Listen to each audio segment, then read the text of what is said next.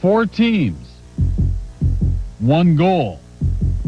A goal only 2 can attain. Back goes Cunningham, looking, Paxton throws it deep downfield. Moss, touchdown, Vikings! Up the middle comes Cascadden, they got it, they block it!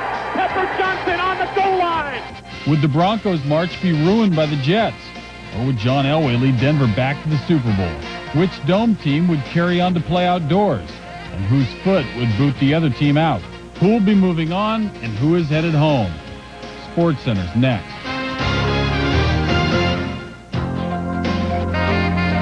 Welcome, sports fans. Kenny Mayne here along with my friend Dan Patrick. Coming up on SportsCenter, Pavel Bure's got a new team. We have top 25 college hoop highlights, but first, the NFL's Final Four. And to get down to 2, we all know it's too late for alterations. Some old-timers decided long ago that the Giants and Colts in 1958 was and always will be the greatest game ever. So then the latter-day football followers are left to marvel over really, really good games, which brings us to the NFC title game played Sunday. John Madden said it made his hands sweat. A bit later, it would make other men cry. Very contentious result. Vander Holyfield and Art Shell, no plans for that fight yet. Coin flip would be no joke a bit later in this game. First quarter, Vikings moving the football down 7-zip at Randall Cunningham, but Randy Moss right on time. Moss kept his feet in, tied at 7. Moss 9 straight games for the touchdown. Falcons down 10-7. Chris Chandler, O.J. Santiago, share, and he did. Robert Griffith coming up with recovery. Vikings get the ball right back. 6 plays later, 3rd and goal from the 1, and Randall, just like his big brother Sam, over the top. Randall's wife, Felicity, would have to restrain the cheers shortly thereafter. Near the end of the half, Randall and Chuck Smith kind of work a variation of a statue. Good swat by Smith. Falcons come up with the football. Next play for the Falcons, less than a minute left in the half. Chandler right on line to Terrence Mathis, 14 yards and in. Huge break for Atlanta after giving the ball up and getting behind. It looked like a blowout was on, but no longer was. Now end of the half. Randall on the run. Launches it for Randy Moss. This time he doesn't come up with the big play in the crowd. And in fact, didn't come up with much after that. Just 1 catch for 4 yards in the second half. There was complaint of some kind of possible stomach trouble, maybe some kind of muscle tear. 3rd quarter, Falcons down 20-14. Borrowing a play from Minnesota. Chandler out at receiver. Tim Dwight's running. Looked like Orlando Thomas tried to tear his head off for use at a circus freak show. No call, though. Thomas definitely had the fingers in the helmet. No penalty. 20-17 after field goal. Now Cunningham. Matthew Hatchett. Good throw on the post. Vikings are now up 10 again. 13:41 to go.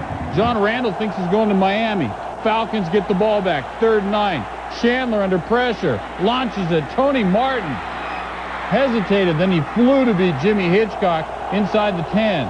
Chandler looking for Mathis. The ball was on time. The catch wasn't. And then Chandler threatens not to be his friend. Falcons get a field goal. 27-20. Vikings trying to run out the clock. Trouble on the exchange. And they lose the football. Falcons, big opportunity in Vikings territory. Can't move the ball. Passing up the field goal. It's 4th and 4. Chandler back for Mathis. Corey Fuller, a big play coming in. Knocks that mess away. Falcons have to turn it over on downs, and time is running out. Vikings try to finish it. Gary Anderson hadn't missed a kick since December of '97. Newbie. It's going left. Just missed. Got a big rush from screen right. Seemed to kind of hop and pull it left. Missed that thing. Falcons still in it. $1:54 to go. Chandler steps up. Nice throw to Ronnie Harris. 29 yards. 4 plays later, Chandler's kind of beat up at this point, limping around, but hanging in, playing well. Looking for Mathis in the end zone. It's tipped. Vikings had a chance. Robert Griffith couldn't hang on. 57 seconds later, 57 seconds left rather. Chandler flushed out, zips that pass, and they make tough kids in Everett, Washington. Chandler fighting off the rush, zipping that pass to Mathis. Mathis does a great job to stay in the end zone. The Vikings, one more chance. 37 seconds left, a tie game. Cunningham gets pressure and launches for Moss. Moss started going to the corner at first, cuts back to try to get the ball and can't. And then the Vikings decide to take their chances on a coin flip. Head to overtime. Neal on the ball. An exchange of punts now in the overtime. 8:46 in overtime, 3rd and 10. And Cunningham looking for Moss. We haven't mentioned Eugene Robinson yet. The free safety over and making the game-saving play. The Vikings are forced to punt the football. Falcons deep in their own end. They're back at the 6th, and Chandler moves it up the field. Santiago for 26. 4 plays later, Anderson cuts on dimes. Got 9 yards. 2 plays later, all the way to the Vikings 21. And Dan Reeves calls on the other Anderson, Morton Anderson from 38. The hold, the kick, it's on the way, it's up, and it's good. The Falcons are going to the Super Bowl. The Falcons are going to the Super Bowl. The Falcons have done it. They have done the unthinkable. They have won inside the Metrodome, and the celebration is underway on the field. So for the first time ever, a Dome team is in the Super Bowl. Atlanta held Minnesota to 7 points in the second half. It's after the Vikings had opened the game with scores on 4 straight possessions. Jamal Anderson had just 67 yards running, but he did catch 6 balls for 33 more yards, and his presence in the backfield helped by Chandler some time on the play fakes. Chandler ended up hitting 27 of 43, no picks, and he fought through the injury, and his Falcons are in their first Super Bowl. If I can stand today, my heart's got to be in great shape, because it can't be much tougher than that. Maybe the only thing that's going to be tougher than that is dancing downtown Atlanta the Dirty Bird, because that ain't going to be a pretty sight. Everybody was saying, well, it's just the Falcons. That's fine. We want you to disrespect us. We want you to make us the underdogs because it's just the Falcons that are up the podium smiling at the end of the game. No, you know, that's part of field goal kicking. You know, it's the way kicking goes, you know. So, you know, you line up just like I approach every kick and fire it, and unfortunately that one didn't go through. It just goes to show that no one's perfect. And Gary is the greatest kicker in the NFL. You can't take that away from him. But the timing and what had happened just didn't go in our favor. But we can't put any blame on Gary. To hold that team, as potent as that team is, as well as they move the ball, to hold them, and like your stat was 7 points with the last 40 minutes, that's astounding. No one thought we'd even be here. And the Falcons playing for the NFC Championship, no one thought it. None of the Falcons going to the Super Bowl. And we're going to win the thing, too. And going back to the missed kick by Anderson, not the only botch up by Minnesota, but certainly the most glaring one. Minnesota seemingly had the game in hand and let Atlanta get back in. But Atlanta did present a whole new level of competition. In all the other home games previous to Sunday, the Vikings had an average of nearly 124 more yards a game than the opposition. On Sunday, Atlanta had 76 more yards than the Vikings. Passing of Chris Chandler, the biggest difference, Atlanta's net was 317 compared with 174 average before. He knew it could be the final home game of his career, but John Elway wanted to ensure it wasn't the final game of his career. In leading up to the AFC title game, the media this week asked Elway to take a stroll down memory lane. He knew a win over the Jets at Mile High would allow him an opportunity to add even more mileage to his memory lane. To Mile High we go. John 8-2 lifetime in the postseason at home. Vinny trying to make him 8-3. Jets second possession. Testaverde looking for the Keith Byers out of the backfield play. Byers looking like Matt Snell. First down Broncos. Same number. Vinny would hit his first 12 passes. Then he handed it off to Curtis Martin, who handed it to Tyrone Braxton. Broncos ball. Broncos driving. 4th and 2 at the Jets 32. Elway, who has rushed for over 3,000 yards in his career, the bootleg. Jets went towards Terrell Davis. Elway went to the opposite sideline, first down. 7 plays later, 4th and goal for the 1. Elway bootlegging again. Mo Lewis says, I'm a Pro Bowler, not this time. Elway 0 for 4 on the drive. Jets take over. Second quarter, still scoreless. The punter, Tom Ruin, got the catch and then couldn't kick it. Jets get the ball in great field position. On the ensuing drive, Testaverde hits Byers, but so does Bill Romanowski. Romanowski, a wonderful game. Broncos recover. Jets had a 3-0 lead at halftime, wasting some opportunities. Jets first drive of the third quarter. Testaverde, the little dump off, Curtis Martin. But Bill Romanowski, RoboCop, just hammers him. He put a lick on him. He put a hat on him. Romo would come back. Broncos, Ruin, blocked by the rookie, Blake Spence, and the Jets take over at the 1. 1st and goal, Martin. 10-0 Jets. Fireman Ed sharing a moment with a fellow Jet fan. It's a 4-alarm fire. Broncos next possession. Rod Smith, Ed McCaffrey initially lined up on the wrong side. They switch, which is important because Elway planned on McCaffrey going deep. Elway. Ed McCaffrey all alone. Down to the 16. Broncos are threatening.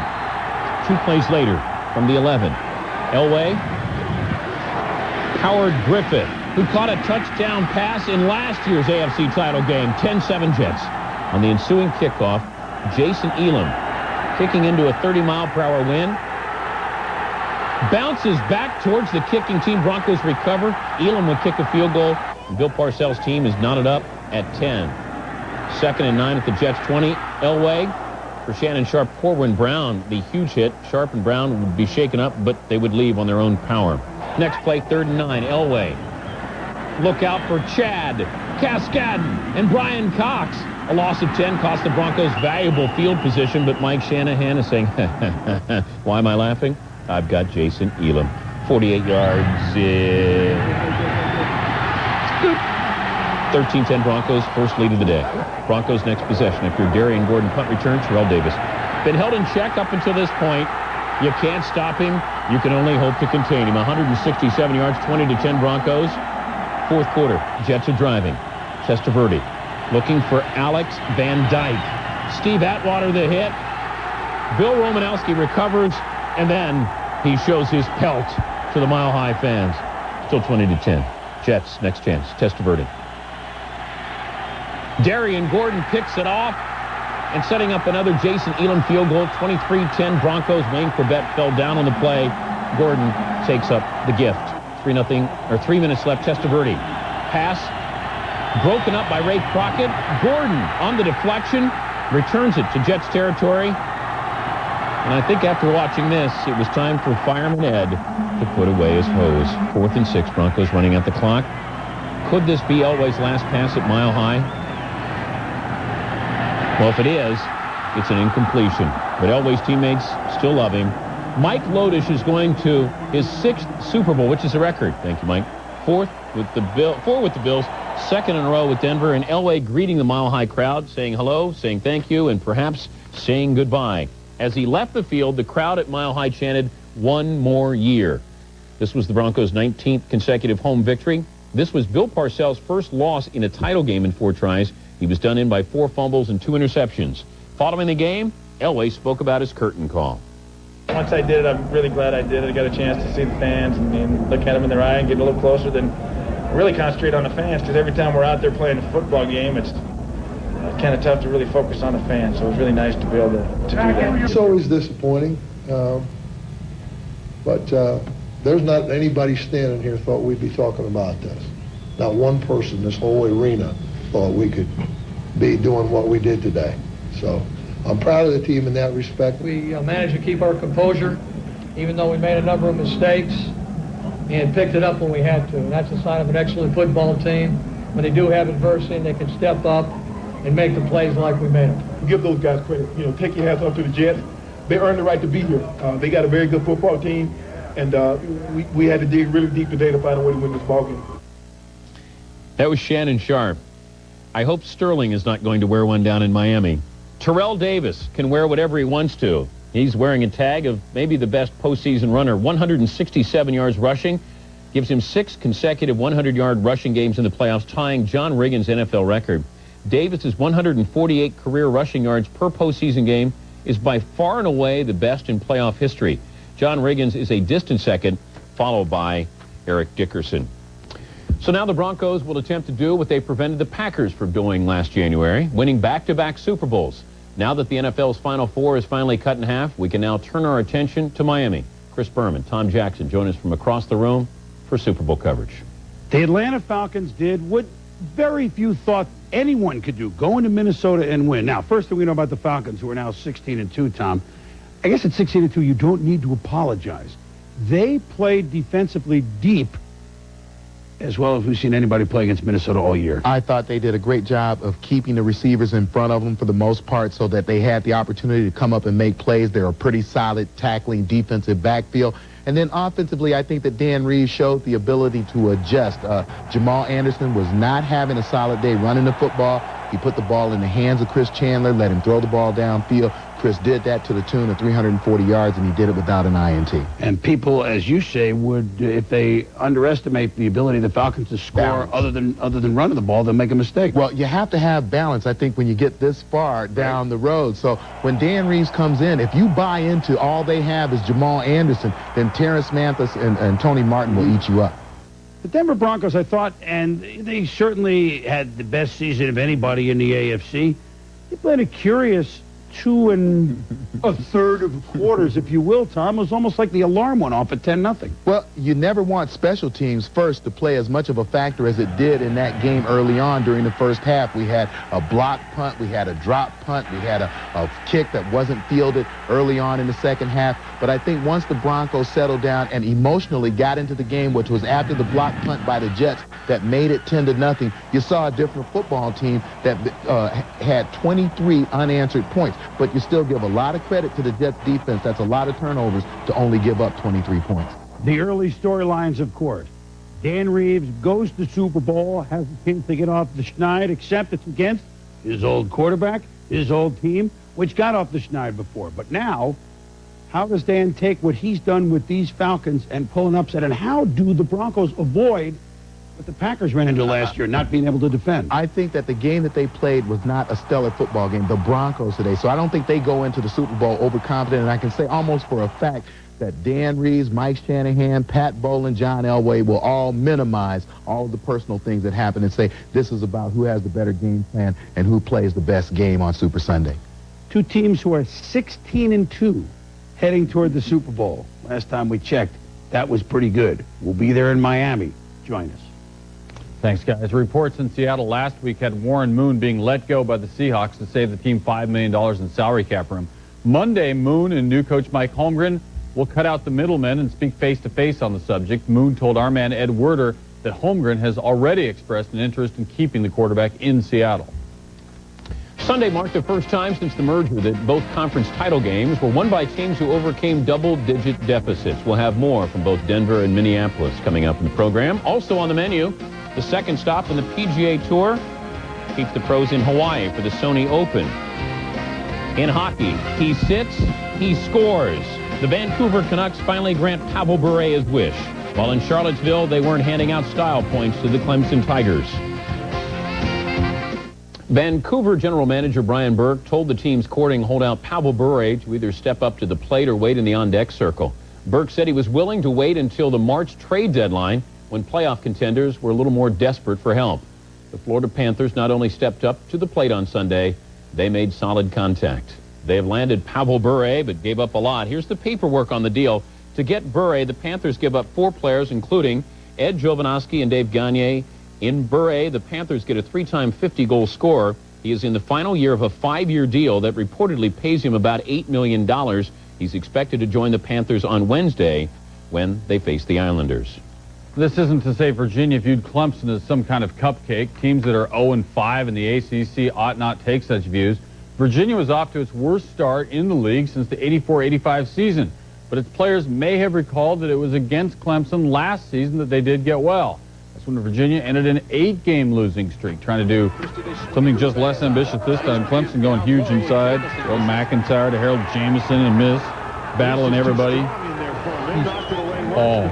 Clemson up 3. Jamison going with that. Virginia going outside. Donald Hand. No one on him to launch it. 5 threes in the first half. Game tied at 17. Not after he hit his 5 threes, but at that last point. And Chris Williams to Chris Hunter. The lay-in's good. All right, they move too fast for me to keep up with them. Virginia takes down the 25 team Clemson 65-58. And Clemson has now dropped 5 out of 6 after that 11-1 start. Virginia held Clemson's Terrell McIntyre to 2 points, just 1 of 9 shooting. Came in averaging 17.2 a game, and as I say, he came in averaging 17.2. Virginia's Donald Hand, 6 for 10 on 3-point shots and 6 assists. Oklahoma State, Texas Tech. Texas Tech leading here. Oklahoma State, the inbounds. Desmond Mason throws it down with one hand. Cowboys cut it to 1. Mason with 24. Now Adrian Peterson with the rip. He'll push it, maybe carried. The scoop is good. Peterson, 22. Cowboys up 55-47. Oklahoma State by 10. Doug Gottlieb picks that off. The long one to Glennon Alexander. He goes to the rack. He has 5 of 11 steals, did Gottlieb.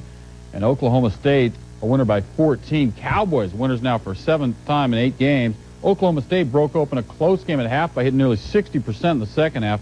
Texas Tech handed the ball over 25 times and has now lost 3 of the last 4. A couple of years ago, there was an outcry to tiger-proof Augusta after Woods ran away from the rest of the field, winning by 12 strokes. But the Waialae Country Club, Houston, proved its course following last year's Hawaiian Open. John Houston set a PGA Tour record for 72 holes with his 28 under par. The tournament, which has been renamed the Sony Open, featured dramatically lower scores this year after being redesigned. Adding a little bit more rough, fairways, some of the tightest, and that's quite a water hole there. Third round leader Tommy Tolles on 8, trying to win his first PGA tournament, around and out. The bogey, he falls out of contention. Jeff Maggart for par and to maintain a 1-stroke lead. Jeff Sluman, gritty, gutty, tee shot on 17 at 7 under. You the man. He knocks this one stiff.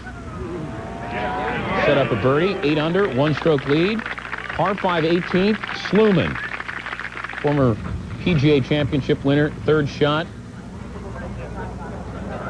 I always like when the crowd murmurs. He would go on to birdie, go on to win.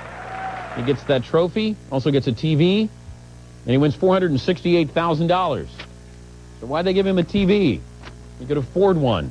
Sluman closes with his second straight round of 66, finishes 9 under, 2-stroke victory, 4th career win. Tommy Tolles, Davis Love the third. Among those tied for second, Fred Funk had Sunday's best round with a 65. Last year's champ, John Houston, in there at 5 under. At the South African PGA Championship, Ernie Els wiped out a 10-month winless drought with a 4-stroke win. While accepting the championship trophy with one hand, Els was holding a cell phone in his other hand. He took a call from President Nelson Mandela. As Els put it, "I just listened. What do you say to a great man like that?" More college hoops coming on the show. Providence got the dunk here, but did Providence get slammed by BC in the end? And go back to Denver, where a busted play broke the Jets' back and helped send Denver to Miami. We brought you a lot of strange highlights on SportsCenter. This is a strange one. BC's Conti Forum also doubles as the Eagles hockey arena. The boards would be active on Sunday. BC's hoop team look to play like their hockey team. BC playing a man down. It's 4-on-5. Count them. That's a problem. Rebound score! It's a power play goal! Following the play, take a look at the bench. Kenny Walls realizes his team is down a man and then runs in without checking in. I don't know if he was listening to the game. Right with it. These are college-educated kids. 5-on-4.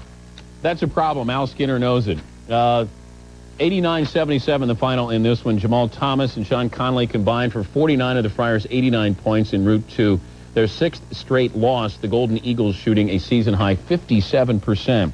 DePaul and Louisville, it's Louisville winning it 71-68. Louisville wins for the 8th time in 9 games, hands the Blue Demons their first home loss this season. Nate Johnson finished with 13-10 for the Cardinals. John Elway was adamant about it. He wouldn't discuss anything beyond his next game, and that was killing the guys on deadline for advanced Pro Bowl pieces. But as for the fact he has another game in 2 weeks, it came about because his Broncos reworked some things for what otherwise might have been his final half of meaningful football. Here's Sal Palantonio. The biggest play of the game, a 47-yard post pattern to Ed McCaffrey in the third quarter, turned out to be a busted play on both sides of the ball. We come out of huddle and it's called solo left, F short, Z deep cross. I'm thinking I'm on the right, Ed thinking he's on the left. Eddie and Rod came out of the huddle backwards. Rod and I thought we were supposed to go to the opposite sides, but I guess we were wrong, so John each gave us a route. I'm on the wrong side, Ed's on the wrong side, so we were about to switch. Then John's just like, no, stay there because of time and just give us a chance, just run the play. You know what he's supposed to do, he knows what you're supposed to do, and he told Ed to run a post, which is what I would have ran. And I ran his deep cross, and two guys jumped me. So Eddie came down, and I looked at Rod. He shook his head like he knew what he was supposed to do. They just switched assignments, and Eddie came down. I told him, Eddie, you got to run the post. So Eddie ran the post, and they jumped the deep cross, and was able to get the post behind it. Strong safety Victor Green, who had stuffed the same play on the Broncos' second snap from scrimmage, jumped Rod Smith, leaving McCaffrey free down the middle for Elway. He wanted to hit Smith, yeah. He wanted to hit Smith on that point, and, you know, I guess he seen me coming up on him, and, you know, he just hit McCaffrey behind us. Smith ran what we call an over route, and Otis was waiting for that on the other side where he's supposed to be, and Victor chased it, and McCaffrey ran a post behind Victor.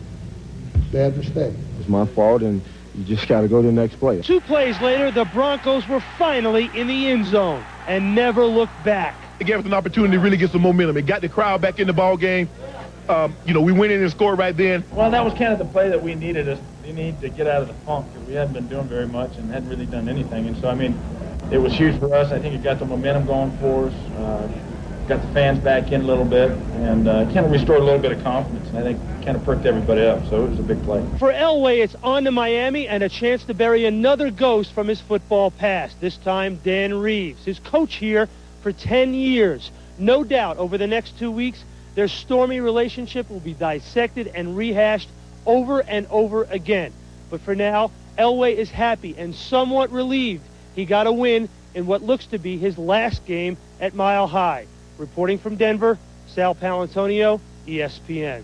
All right, thanks, Sal. So Elway became the winningest quarterback in conference championships since the merger, 5-1, and that beats out Jim Kelly's 4-1 mark. Of course, Elway might want to now try to work on multiple Super Bowl rings, and he can do that against the Atlanta Falcons. The end of a perfect season provided a perfect opportunity for Atlanta. How Chris Chandler and the Falcons survived the game with Minnesota is ahead. Later, we honor Michael Jordan for all the plays he made. He's the star of Plays of the Week. Women's hoop here. Pat Summitt raised her voice and or broke chalk at halftime, and apparently her Lady Vols responded. Outscored Kentucky's women 59-28 in the second half. Ended up winning at 98-60. Tennessee's Shamika Holdsclaw went for 32, and her #1 team is now 15-1. He has played for 6 different teams during his 11-year NFL career. That alone should provide Chris Chandler with an identity crisis. But also factor in he's not even the best quarterback in his family tree. His father-in-law is former 49er great John Brodie. On Sunday, Chris Chandler made a name for himself by making it possible for the Falcons to stay airborne for Super Bowl 33. Well, I've been in a pretty good spot the last 2 years. Now we're going to the best place. He played where he didn't really make too many big mistakes out there, and you know, that's kind of what it takes to be in this league and what it takes to make to the big game. I told Chris after he took us down there and tied the score, that ranks up there with all of the big-time quarterbacks. You know, he's done it with the pressure on him, made some big-time throws. Perhaps the most remarkable part of Sunday's 71-yard drive was not that it lasted just a minute 18 or that it included only 1 third-down play, but that it was so completely unexpected. Chandler had completed just 1 of his previous 8 passes in the quarter, but with daring runs and calm throws, Chandler accounted for all but 6 yards on the drive, finishing with a no margin for error pass to Terrence Mathis. Chris is in the huddle and he's tuned in, everyone else is tuned in. Chris made some plays on that drive, and the touchdown throw was something else. He was going to his left and he threw back right. Oh, man. Awesome. Unbelievable. Just cool. Calling out the plays, making checks, letting everybody know where they needed to be, and just moving the ball. The whole game, man. Chris was unbelievable today. In that situation, things just got real clear to me, and you know, I don't know. It's a lot of fun to do what we did today. Chandler admitted he was personally insulted at the Vikings' confidence that winning required they only control Jamal Anderson. The Vikings handled Anderson. It was Chandler's big play knack that proved the difference. All season long, we've been making big plays throwing the football. And, you know, to overlook that and to not be real concerned with our passing game is a mistake. And I think it really ended up hurting them today. But it's kind of been our story all years. We've been overlooked and by a lot of teams that I don't think truly gained respect. And this was just one more team I think we had to give some respect from. They got it because not only did Chandler throw 3 touchdown passes without an interception, but he demonstrated great leadership ability. Despite the noisy conditions that have unnerved other Vikings opponents, the Falcons never had an illegal procedure or delay of game penalty. In Minneapolis, I'm Ed Werder, ESPN.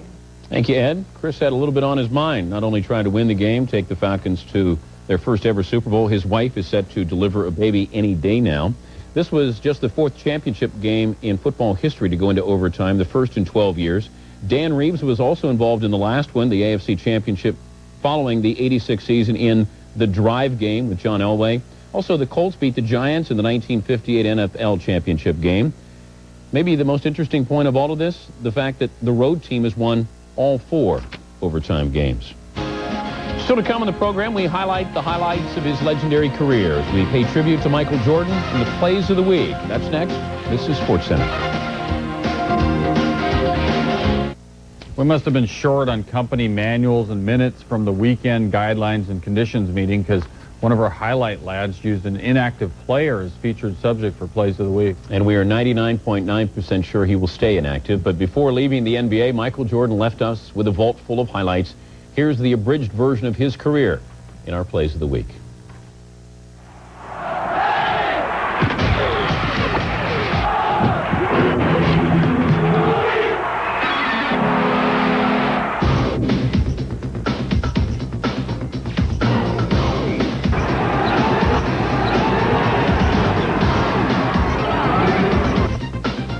Here's Michael at the foul line. A shot on Elo. Good! The Bulls win! They win! Great defensive effort by Jordan, who has it on the break. Driving all the way in. Oh, God! An unbelievable goal! He put it in and it's down! Jordan past Petrovic. Oh, yes, yes, yes. Jordan to the hole. Wrapped up by Ostertag somehow, some way, he scores. Jordan, yes. Michael Jordan. Jordan Jordan with the recovery, and Jordan is fouled. MK on the right. Michael dumps the ball and a foul.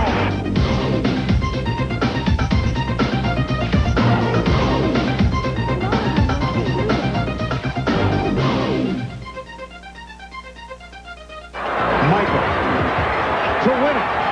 And he does! And he does! Back 3, 2, Michael falls, fires. Yeah! Does it again! The ball's win! He looks at the crowd! All right, it's win or lose. 10 seconds. And with it, of course, the championship. Jordan, 20-footer, head of the key. Good! Chicago by 1. Plays of the Week is brought to you by Isuzu. We don't make cars because life is too big for cars. SportsCenter coming right back. Sunday's NHL. The Keith Tkachuk still a return. Fire up the Coyotes. And how costly was Cincinnati's loss with respect to our hoop bowl?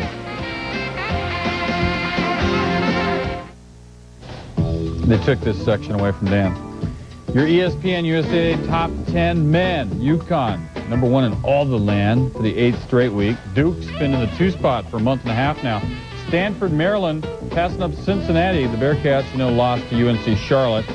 Auburn, the only other Division I undefeated besides Connecticut. Tigers moved from the 9 to the 6th spot this week. And St. John's made a nice move from 13 to 9. Coyotes and Blackhawks. Coyotes leading scorer Keith Tkachuk. First game back from broken ribs with high-scoring partner Jeremy Roenick in action. Roenick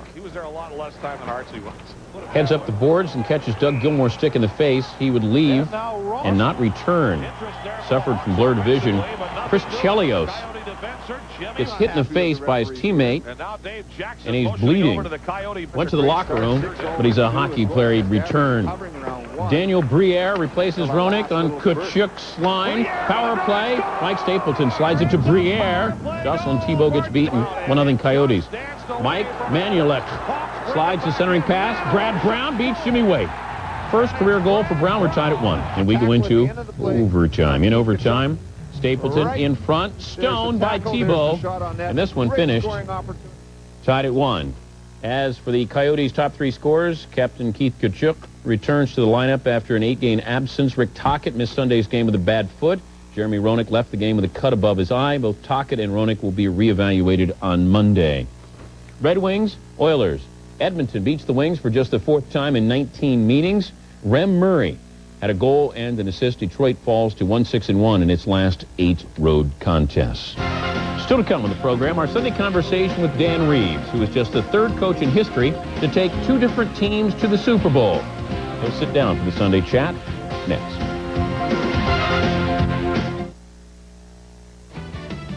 Sunday Conversation is brought to you by Sprint. With long-distance, wireless, internet, and data services, Sprint connects you to your world. You might wonder how a coach who got in touch with his own mortality this season feels about the grossly overstated football expressions such as sudden death. Dan Reeves is the guy, and he and his Falcons are survivors on several levels. For our Sunday conversation, Andrea Kramer checked out the state of mind of Atlanta's coach after a season rather thick with emotion, and it's not setting up for a Super Bowl against his former Broncos. Has it sunk into you that just over a month ago you are laying there having heart surgery? No, you know, as I said, you know, to be there, will be 5 weeks Monday, and, you know, have open heart surgery, and then, you know, less than 5 weeks later, you're sitting on the sideline or standing on the sideline and coaching a football team that's playing in a championship game, and you end up winning that way. You know that the Lord has been good enough to you to allow you to do that. I mean, I feel so good about being a part of that game, and to be a part of the, you know, the winning, and to win it that way, and all of the things that happened. And you know, 5 weeks ago, you'd just be glad that you hope everything turns out all right, and then all of a sudden you're in something like this just blows you away. It's the end of the game. The clock is winding down. You're in overtime. How are you physically feeling? You know, really and truly, I felt great, but I wanted to watch it. You know, I've seen so many of those games where guys turn their back and they don't want to see it. And when we got it in field goal range, I just had great confidence he was going to make it. Biggest thing you're concerned about is that they do a great job of, you know, middle rush and hoping that your guys didn't, you know, turn somebody loose and all of a sudden they come up field and block it. But when he hit it, I knew it was going through. And physically, you were okay? I was fine. I just said, I got to stay here. I saw guys go running out to the field, and I knew if I got out there that, you know, I might get crushed. How do you take a 3-13 team and 2 years later put them in the Super Bowl? You got to be very lucky. And because if you look at it in situations that you decided to do and the way they worked out, you understand that it wasn't all of a sudden. If you start looking at it and pat yourself on the back and say, boy, God, that was a great move. If you really look at it and evaluate it, you'd have been very fortunate that those things, you know, the decisions that you made, that they've blended together and guys have made it work. You're going to be hearing this for the next 2 weeks. Well, how personal is it? Well, I think that's very important that I don't make it personal. You know, I had 12 great years in Denver. You know, it didn't end the way I would like for it to. There were a lot of things, you know, that I would love to have been able to change. But all I can do is I can look myself in the mirror and say I did everything the way that I thought was best for it to be done. And with John, so much talk after the fact. You inhibited him. He finally wins the Super Bowl without you. Well, again, I can only look at it from my viewpoint. I have a tremendous amount of respect for what John Elway accomplished. I could not have been the football coach that I've been without John Elway. And I'm sorry that whatever caused, you know, the situation to where he did not, you know, it wasn't fun for him. But I really wasn't aware of that. And maybe that's, you know, blindness on my part or whatever. But I have a lot of respect for John. Why will it be different for you this time, do you think, with this team? You know, I don't think it'll be any different. You know, well, hopefully winning, right? Well, I mean, yeah, I mean, that's what your goal is. But, I mean, I was excited about going to all the Super Bowls I've been to. And believe me, I've been to 8, and I've only been on 2 winning ones. So I've tried it every which way, but it still boils down to getting your football team to play as well as you possibly can. Not worry about the other team, but just get your guys to play as well as you can. And if you do that, then you have a chance. When you're up on the dais accepting the NFC Championship trophy, do you remember doing the Dirty Bird, or at least trying to? Oh, I remember, but it was awful noisy. I couldn't hear what was going on. I've got to practice. I've promised that if we went to the Super Bowl, I'd do this in downtown Atlanta, and believe me, dancing is not one of my deals. I've got to practice. Jamal's got to work with me because hopefully I won't have to do it very long. I just said I would do it. I didn't say how long I would do it. Sunday Conversation has been brought to you by Sprint.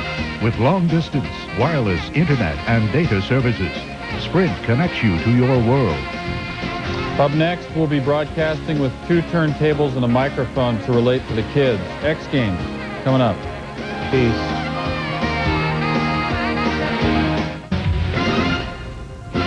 Australian Open. Top-seeded Lindsay Davenport, a straight sets winner over Gayla Leon Garcia. Anka Huber upsets 13th seed Arina Spurlea. Huber 6-1 lifetime against the Romanian, and Jennifer Capriati, also a winner. What about the men? Second-seeded Alex Correia needed 3 hours, 40 minutes to beat Japan's Takao Suzuki in 5 sets. Unseeded Michael Chang, straight sets winner against Brett Stevens. Chang's win came just moments after the 11th-seed Goran Ivanisevic had to pull out with a back injury. Still to come on the show, last year's underdogs are this year's favorites. We'll tell you by how much when SportsCenter returns.